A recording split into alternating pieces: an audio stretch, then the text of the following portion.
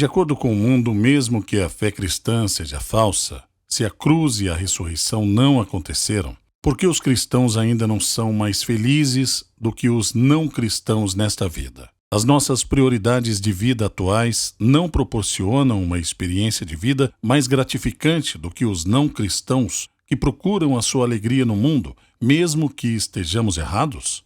Essa é a base da pergunta de nosso ouvinte.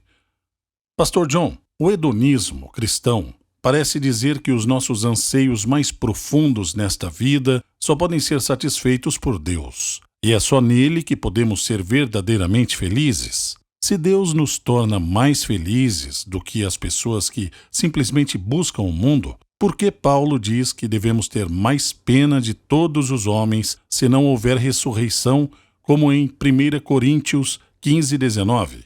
Mesmo que Cristo não tenha ressuscitado, a nossa vida não é agora mais satisfatória do que a vida do não cristão? Claro que eu estou sorrindo. Adoro perguntas diretas e que têm raiz na Bíblia.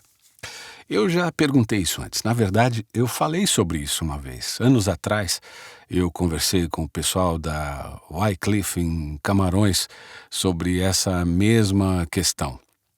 Então, estava tentando lembrar o que eu disse. É uma pergunta muito importante e é boa. E ela está enraizada em 1 Coríntios 15. Então, deixa eu trazer ao nosso ouvinte e ao resto de nós que estamos aqui acompanhando essa conversa o que eu estou pensando. Não sei se tem uma resposta totalmente satisfatória, mas tenho algumas respostas que me ajudaram a pensar sobre isso. Apenas um esclarecimento para começar sobre a alegria cristã nessa vida dolorosa. Uma grande parte da nossa alegria como cristãos é o que Paulo chama de regozijo na esperança, conforme Romanos 5:2. A alegria não está completamente naquilo que podemos conhecer e ter de Deus aqui e agora nessa vida. Nossa alegria está na esperança do que conheceremos e teremos de Deus também no futuro. Nossa alegria aqui é uma antecipação da plenitude da alegria lá e, portanto, não está completa agora. Vemos através de um vidro obscuramente e sabemos em parte, então, nossa alegria é em parte, conforme está escrito lá em 1 Coríntios 13:12.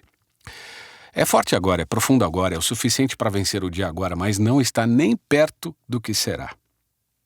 Romanos 5:2 nos diz: por intermédio de quem obtivemos igualmente acesso pela fé a esta graça na qual estamos firmes e gloriamo-nos na esperança da glória de Deus. Isso então significa que a alegria que antecipamos na era vindoura flui de volta para esta era em medida, e não em plenitude, mas em medida. E Paulo continua em Romanos 5, 3 e 4, ele diz: e não somente isto, mas também nos gloriamos nas próprias tribulações, sabendo que a tribulação produz perseverança, e a perseverança experiência, e a experiência esperança. Somos um povo que tem essa estranha experiência emocional de nos alegrarmos com o que ainda não temos para nos fazer felizes. Portanto, não quero enxergar a alegria do hedonista cristão nesta época. Não é nem de longe o que será na era vindoura. Muito disso é antecipatório agora.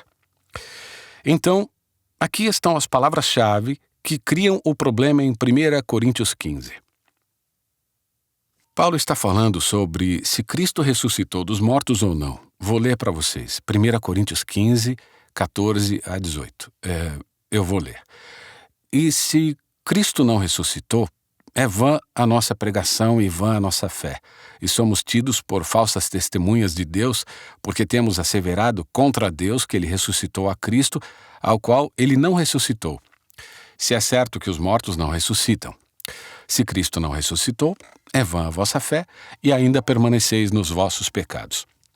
Eu vou voltar para isso em um momento adiante, pois isso é realmente crucial. O versículo 18 diz: e ainda mais os que dormiram em Cristo pereceram. Então ele continua no próximo versículo, 1 Coríntios 15, 19, e ele diz: se a nossa esperança em Cristo se limita apenas a esta vida, somos os mais infelizes de todos os homens. A questão é, como podem os cristãos, que têm mais alegria do que qualquer outra pessoa, serem os mais dignos de pena?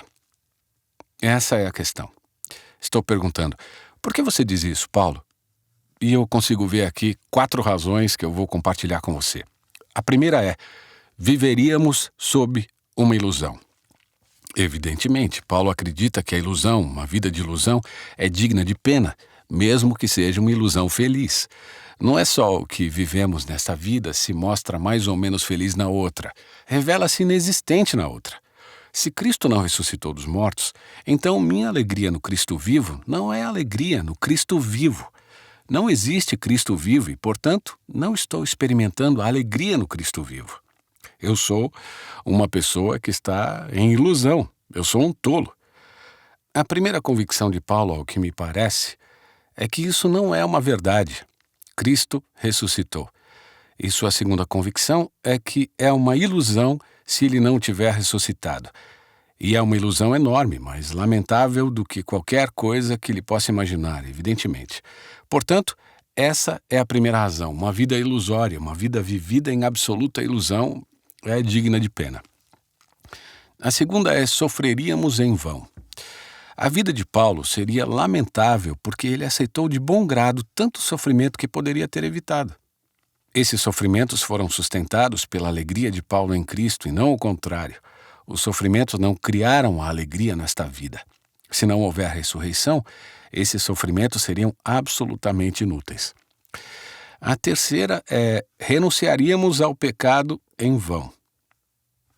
Negamos a nós mesmos muitos prazeres aqui, precisamente em prol da recompensa da era que vai acontecer no futuro. Jesus disse em Mateus 5, 11 e 12, bem-aventurados sois quando por minha causa vos injuriarem e vos perseguirem e mentindo disserem todo o mal contra vós. Regozijai-vos e exultai, porque é grande o vosso galardão nos céus, pois assim perseguiram aos profetas que viveram antes de vós. Está em Mateus 5, 11. Portanto, renunciamos à retaliação e à alegria de vingar-nos das pessoas. Renunciamos ao conforto de nos adaptarmos ao mundo para que nunca tenhamos que ser criticados ou insultados. Por quê? Precisamente porque acreditamos que isso será recompensado para nós no céu, o que significa que não apenas deixamos de maximizar os prazeres que poderíamos ter aqui, mas negociamos que a abnegação seria recompensada na ressurreição. E se não há ressurreição, esse acordo falhou. Número 4. Caluniaríamos a Deus e poderíamos esperar o inferno. Se Cristo e nós não ressuscitamos dentre os mortos, então Paulo não infere ateísmo, ele infere o inferno. Entramos no inferno com um castigo pior do que os outros, porque não apenas cometemos um erro, nós ativamente deturpamos Deus. Muitas vezes li esse capítulo deste argumento como se, se não há ressurreição para os mortos, toda a religião bíblica é falsa, Deus não existe, o que será, será. Vamos comer, beber e nos divertir. Não é isso que Paulo faz. Ele não discutiu assim. Ele diz, se Cristo não ressuscitou, Deus vai me mandar para o inferno, porque tenho dito a todos que este é seu filho e que ele ressuscitou dos mortos. Eu sou um falso profeta e, portanto, de todas as pessoas, sou o mais digno de pena, pois vou receber o pior castigo. Então, em resumo, se não existe Cristo ressurreto, nenhuma ressurreição dos crentes para recompensa e alegria eternas, então a vida cristã é uma ilusão, o sofrimento voluntário é dolorosamente inútil, a esperança no céu é fútil e todas as nossas abnegações baseadas nessa esperança eram ridículas. E, para terminar, qualquer tentativa de falar pelo Cristo vivo seria uma fraude condenável e uma falsa profecia que mereceria um inferno mais ainda do que outras e pereceríamos sobre essa sentença severa. Portanto, seríamos de todas as pessoas os mais dignos de pena.